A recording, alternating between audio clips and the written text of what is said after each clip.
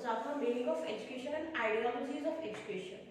आज का हमारा टॉपिक है that is forms of education. ये क्या है, क्यों है और क्या इसका मतलब होता है, you need to understand because UGC आपसे आजकल ज्यादा से ज्यादा कंसेप्चुअल चीजें पूछती है, रिलेट करती है चीजों को, या एस्ट्रेशन बेस्ड क्वेश्चंस पूछती है। बहुत बार आपसे मार्क करने के लिए आ जाता है कि इनमें से कौन सी टीचिंग फॉर्मल है, इनमें से कौन सी टीचिंग नॉन फॉर्मल है और इनमें से कौन सी टीचिंग नॉन फॉर्मल होगी। अब हम समझेंगे डिटेल्स ये होता क्या है। सबसे पहले हमारे पास है formal education, second one is informal and the third one is non formal type of education. Firstly formal, आपके पास ये चार्ट है, इस चार्ट की हेल्प से हम समझेंगे क्या होता है, कैसे। अब जो हमारी फॉर्मल एजुकेशन है, अब देखो ये एक पैटर्न चल रहा है, फॉर्मल है, इनफॉर्मल है, नॉन फॉर्मल एजुकेशन है। सबसे पहले आपको ध्यान रखना है जो आपकी फॉर्मल एजुकेशन होती है ये एक पर्टिकुलर टाइम टेबल के हिसाब से चलती है। आप एक पर्टिकुलर एज में स्कूल जा रहे हो, आपका एडमिशन हो रहे हैं, आप क्लास फर्स्ट पास कर रहे हो, सेकंड है, फिर थर्ड है, उसमें भी आपका पूरा ईयर का करिकुलम सेट है कि आपने स्कूल कितने बजे जाना है, संडे आपकी छुट्टी कब आ रही है, हॉलीडेज कब आ रहे हैं, आपकी टर्म फर्स्ट पेपर्स कब आ रहे हैं, टर्म सेकंड कब आ रहे हैं एंड फाइनल ईयर एग्जाम्स कब आ रहे हैं। इट मीन्स ये प्री प्लान्ड आपकी एजुकेशन है जहाँ पे आपका एक पर्टिकुलर टाइम है, एक पर्टिकुलर इंस्टीट्यूट है। ऐसा नहीं है कि ये आपको कहीं पे भी दी जा रही है। ये आपकी जैसे हायर स्टडीज हो गई, सेकेंडरी हो गई, टेक्निकल हो गई, प्रोफेशनल हो गई, ये सब किसमें आती है आपकी फॉर्मल एजुकेशन में। यहाँ पे आपका एक पर्टिकुलर स्कूल होगा, एक पर्टिकुलर ऑर्गेनाइजेशन होगी जिसके अंडर, जिस इंस्टीट्यूट के अंदर आप क्या कर रहे हो, काम कर रहे हो, वर्क कर रहे हो, ठीक है। Then the second one is informal education. अब ऑब्वियसली बात है, आपने बहुत फेमस डेफिनेशन सुनी होगी, एक चाइल्ड जो सिर्फ और सिर्फ स्कूल में सीखता है वो एक अनपढ़ बच्चा होता है। क्यों? क्योंकि उसे बाकी चीजों की समझ ही नहीं होती है। हम डे टू डे लाइफ में बहुत कुछ सीखते हैं, चाहे वो साइकिलिंग सीख रहे हैं, चाहे किसी से बात करने का तरीका सीख रहे हैं, चाहे हमारा बिहेवियर है, हमारा एटीट्यूड है, हमारी पर्सनैलिटी है, हमारी ईटिंग हैबिट्स है, वो सब लर्निंग है।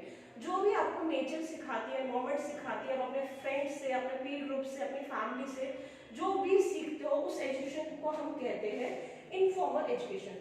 जो आपकी फैमिली, कम्युनिटी, फ्रेंड्स जो भी अब राह चलते भी किसी से इंटरेक्शन हो रहे हो, तब भी आप क्या कर रहे हो, कोई चीज सीख रहे हो, कोई चीज को समझ रहे हो, तो वो सब एजुकेशन क्या हो गई आपकी इनफॉर्मल एजुकेशन। अब आपकी नॉन फॉर्मल एजुकेशन है, ये क्यों है और इसकी इंपॉर्टेंस क्या है, सबसे पहले तो यही समझनी है। देखो हम सबको पता है कि बहुत सारे ऐसे स्टूडेंट्स जो बेचारे किसी डिसेबिलिटी की वजह से या फार फ्लंग एरिया में रहने की वजह से या ट्रांसपोर्ट फैसिलिटीज उन लोगों के पास नहीं है, या वो कोई जॉब कर रहे हैं बिकॉज उनकी आर्थिक स्थिति इतनी अच्छी नहीं है, उनके लिए गवर्नमेंट ने इनिशिएटिव लाया कि भाई ओपन स्कूल्स का, जैसे इग्नो एक एग्जाम्पल है, डिस्टेंस लर्निंग एक एग्जाम्पल है आपका नॉन फॉर्मल एजुकेशन का। इसमें भी आपकी क्वालिफिकेशंस होती है, इसमें भी आप ग्रेजुएशन कर सकते हो, मास्टर्स कर सकते हो, डिफरेंट कोर्सेज कर सकते हो, लेकिन आपको क्या बेनिफिट है, आपको हर दिन जाने की जरूरत नहीं है। आपके या तो 6 months that is semester base पे एग्जाम होंगे या तो ईयरली एग्जाम होंगे एक बार, और आपको कुछ असाइनमेंट्स वगैरह जो होती है आपकी, वो आपको बनानी पड़ेगी और सबमिट करनी पड़ेगी, और जो इसकी फीस वगैरह होती है वो भी बहुत कम होती है। अब बहुत सारे ऐसे स्टूडेंट्स हैं जिन बेचारों को वॉकिंग में इश्यूज है या बेचारों को देख प्रॉपर नहीं पाते हैं, वो लोग अपने आप के साथ ऑलरेडी बहुत ज्यादा स्ट्रगल कर रहे होते हैं, तो उनके लिए पॉसिबल नहीं है कि वो हर दिन स्कूल जा पाए। या बहुत सारे ऐसे टीचर्स हैं जो और पढ़ना चाहते हैं बट वो ऑलरेडी किसी जॉब में है, तो वो क्या करते हैं, डिस्टेंस के थ्रू, इग्नो के थ्रू या ओपन स्कूल या ओपन लर्निंग के थ्रू अपनी एजुकेशन को कंटिन्यू करते हैं। और आपका आजकल के टाइम पे जो ऑनलाइन कोर्सेज होते हैं डिफरेंट 6 मंथ्स के, 3 मंथ्स में, कहीं ना कहीं वो भी आपके नॉन फॉर्मल एजुकेशन में आते हैं, बिकॉज आप कहीं नहीं जा रहे हो, आप ऑनलाइन उस चीज को परचेज कर रहे हो और खुद से पढ़ रहे हो। डिफरेंट आपको अनअकैडमी, बायजूस वगैरह का पता है, उनका एप्स वगैरह होते हैं, आप क्या करते हो, पे करते हो और आप अपने कन्वेंस के हिसाब से किसी भी टाइप उन वीडियोस को देखते हो, पढ़ते हो, समझते हो। सो आपकी 3 टाइप्स ऑफ एजुकेशन थी, पहले हमने पढ़ी फॉर्मल, देन आपने इनफॉर्मल पढ़ी, और ये तीसरी वाली कौन सी थी आपकी, हमारी non formal.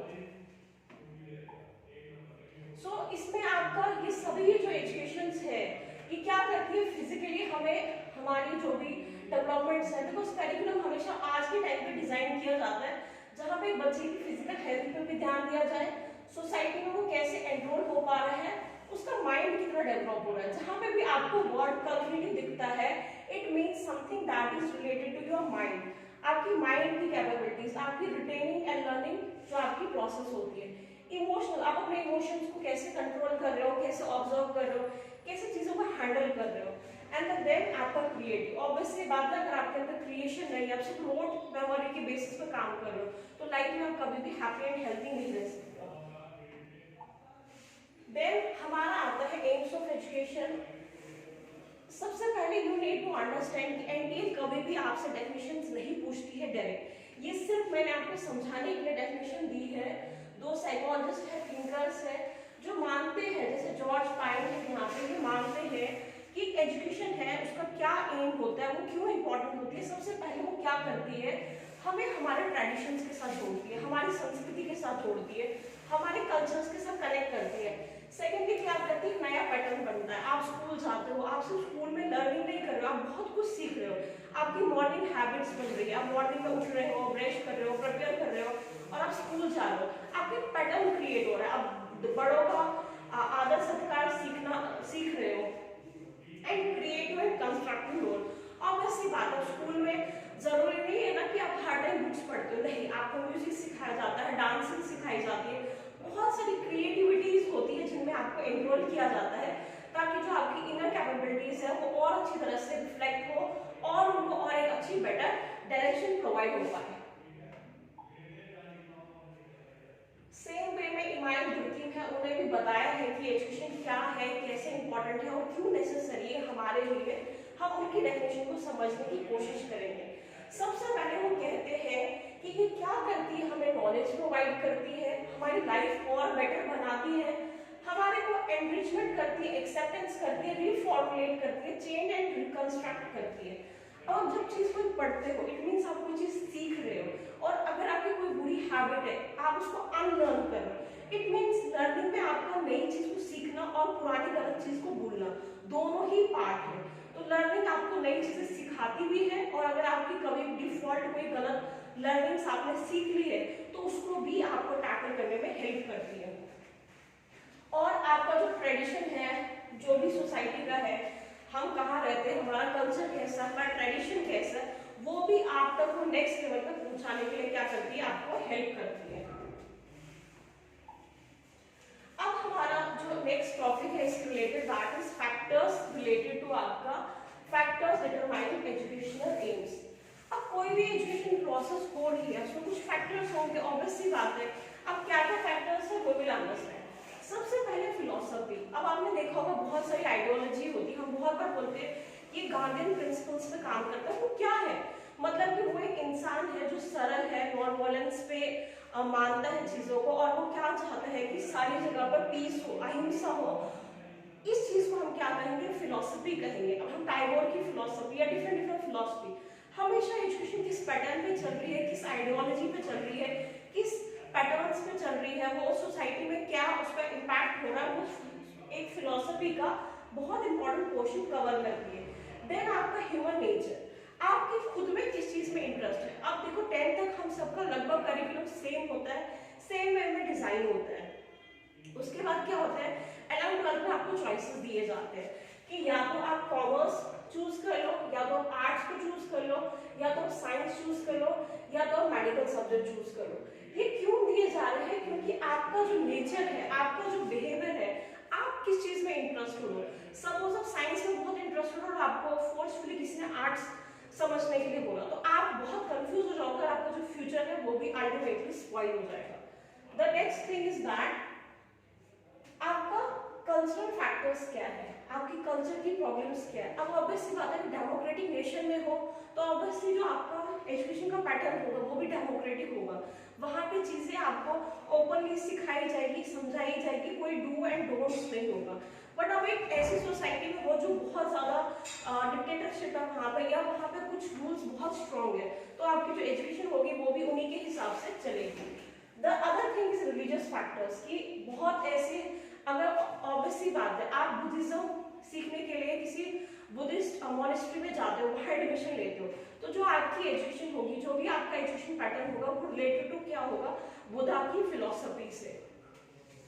Exploration of knowledge, obvious सी बात है, हम सभी क्यों एजुकेशन लेना चाहते हैं, हम सभी क्यों एजुकेट होना चाहते हैं, क्योंकि हमें डिफरेंट डिफरेंट एरियाज की, डिफरेंट डिफरेंट चीज़ों की और डिफरेंट डिफरेंट वेराइटीज़ के बारे में पता चलता है, हमें नॉलेज मिलती है, हमें अपने यहाँ पे एक पार्ट में रह के हम वर्ल्ड को समझ पाते हैं, लॉस को समझ पाते हैं, डिफरेंट कल्चर्स को समझ पाते हैं और सबसे इम्पोर्टेंट हम खुद को समझ पाते हैं। देन आपका वोकेशनल। अब हमेशा आपको एक बात याद रखनी है, गांधी जी हमेशा वोकेशनल ट्रेनिंग को मानते थे कि हमारा एजुकेशन पैटर्न ऐसा होना चाहिए जहाँ पे आपका लर्निंग भी हो रही है और उसके साथ साथ अर्निंग भी हो रही है, कुछ ना कुछ क्रिएटिविटीज, कुछ ना कुछ चीजें बच्चों को सिखा रहे हैं ताकि जब भी वो अपनी एजुकेशन कंप्लीट करे उसके बाद वो अर्निंग कर पाए। Then self actualization, most important in part. दूसरों को आप कितना समझते हो वो इम्पोर्टेंट नहीं है, आप खुद को कितना समझते हो, आप खुद को कितना जानते हो, आपकी लाइकिंग डिसलाइकिंग आपको कितने अच्छे से पता है, आप खुद को कितना इंप्रूव कर सकते हो, that is the most important point. और वो पॉइंट क्या है आपका सेल्फ एक्चुअलाइजेशन, और ये आपको कौन हेल्प कर रहा है, दैट इज आपका एजुकेशन प्रोसेस, हार्मोनियस डेवलपमेंट। अब ऐसा नहीं है ना कि आप बहुत सीरियसली हमेशा पढ़ रहे, नहीं, आपको एजुकेशन क्रिएटिव भी बनाती है, इनोवेटिव भी बनाती है, हैप्पी भी बनाती है, जॉयफुल भी बनाती है, आपके अंदर एक सेंस ऑफ ह्यूमर भी क्रिएट करती है। और बहुत बार आपने ये बहुत बड़े बड़े फिलोसफर्स से सुना होगा कि उनके सैड टाइम पे या उनके डिप्रेशन के टाइम पे जो एजुकेशन है या पोइट्री है वो उनके लिए क्या एक मेडिसिन का काम कर रही है।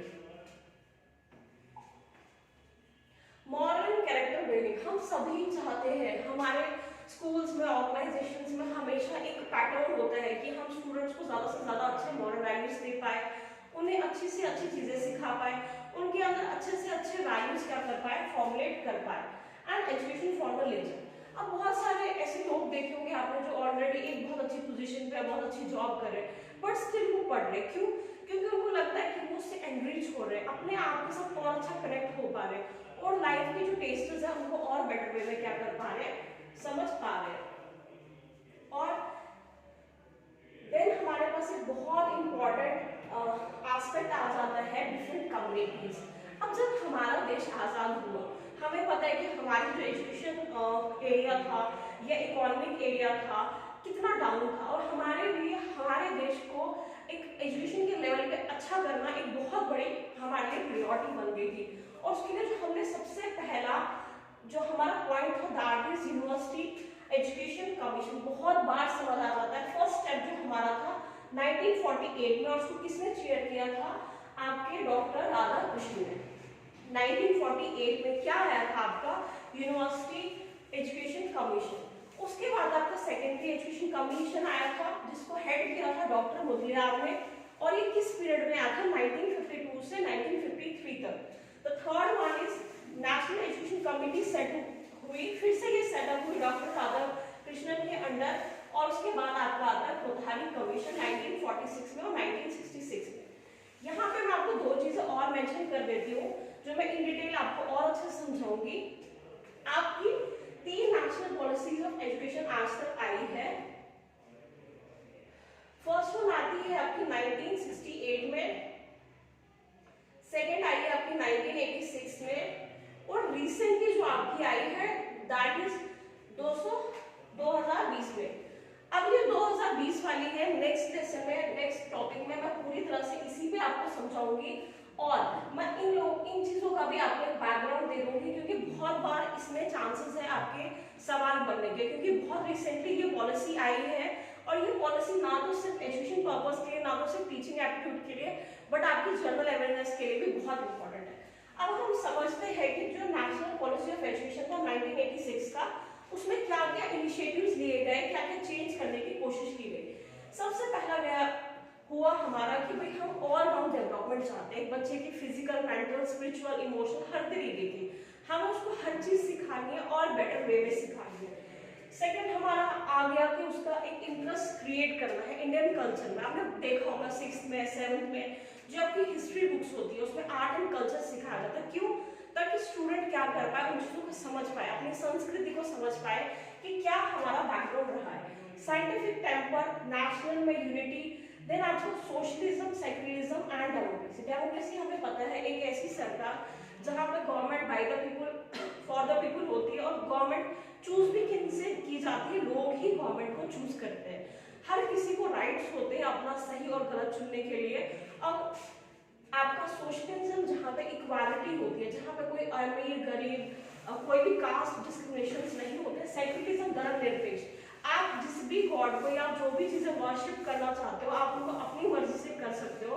कोई भी ऐसा है, कोई भी आपका एक्सटर्नल इन्फ्लुएंस नहीं होगा कि आपको इसी पैटर्न में चलना है। देन आपका man power and frosting research in all areas development. Research जो आपकी पीएचडी होती है वो क्या है, रिसर्च ही नए नए एरियाज पे स्टडी करते हैं, रिसर्च करते हैं और इम्प्रूवमेंट करने की कोशिश करते हैं। So thanks for the class, I hope you like this video. आपकी तरफ से कोई भी रिकमेंडेशंस हो, सजेशंस हो, इम्प्रूवमेंट्स हो या कोई भी ऐसे टॉपिक्स हो जो आप अंडरस्टैंड नहीं कर पा रहे हो, आप हमें कमेंट बॉक्स पे मेंशन कर सकते हो। डेफिनेटली हम उस पर एक वीडियो लेके आएंगे। Thanks a lot.